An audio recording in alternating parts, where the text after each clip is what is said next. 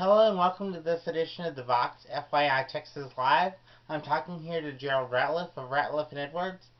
Mr. Ratliff, a lot of people have been involved in auto accidents as of late here in City Flow. Can you tell me about some of the legal ramifications of an auto accident? Well, legally it depends on how the accident happens, who's at fault, whether there's alcohol or drugs involved, whether there is one party is covered by auto insurance and the other isn't.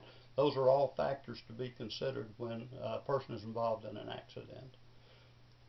Can you tell us some of the ways that people can protect their legal rights in the event that they're in an accident? Well, the first way would be, of course, to talk to a good attorney who practices personal injury or criminal law. If there's a criminal act of either drugs or alcohol involved, talk to someone who's experienced, who has the knowledge to help you with your problems and is able to sort through those things for you.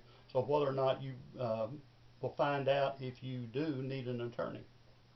A lot of people might wonder, what's a good way to get a good insurance plan for their vehicle? Well, of course, everybody is required to have liability insurance, and many people who are financing their cars are required to have collision and comprehensive insurance.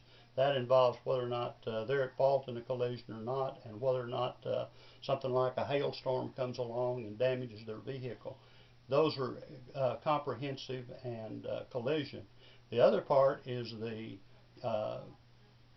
liability portion, which also can carry along with it either personal injury protection or med pay. Both of those parts of your policy are very inexpensive and protect a person if they're injured in an accident.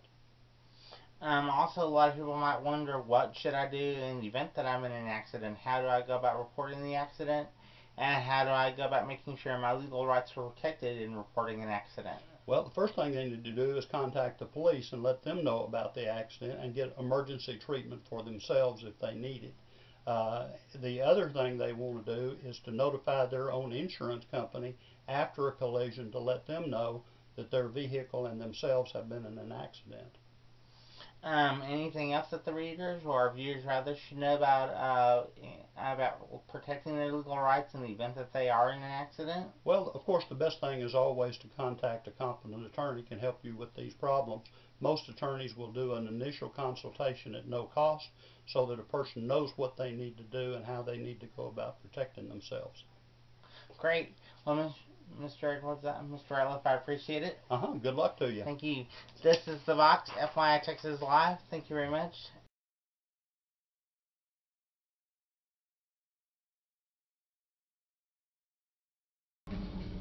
Hi, I'm Jamie, and welcome to the 4-H National Youth Science Day. I'm talking to Maddie, who's a member of the 4-H Club here in St. Angel, the 4-H Science Club. Maddie, tell us briefly what y'all are doing here today. Well, today we are building a small ecobot, which is basically a brush bot. If you've seen hex bugs, they basically look like toothbrush heads with small motors attached. That's what we'll be building here today. We will also be building a small course for it to go through on a small beach that's printed out on paper. It's supposed to clean up an oil spill.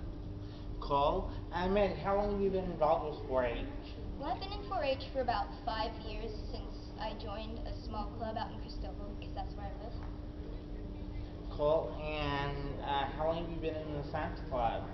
Well, science club started last year, I think, and at least our local science club. And so my brothers joined, and I joined too, and I'm having a lot of fun.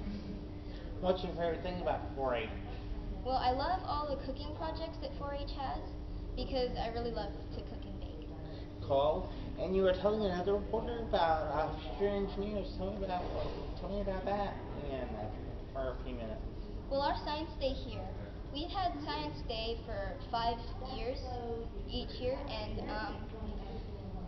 it helps kids get interested in science. It's good for kids to get interested in science because they will learn more, and they're learning to be the engineers of the future, basically. Some of them might get interested through these programs and build something later on that's important to us. Cool. How long has the 4-H been holding the National Youth Science Day? For 5 years, but I've only been involved for 2 years. Cool. Anything you want to tell our readers and viewers about the 4-H Club, about what you guys do other than Science Day? Well, 4-H also has cooking and showing animals and a lot of other stuff. Aside from science, there's also dog showing, and you can learn just about anything you're interested in 4-H.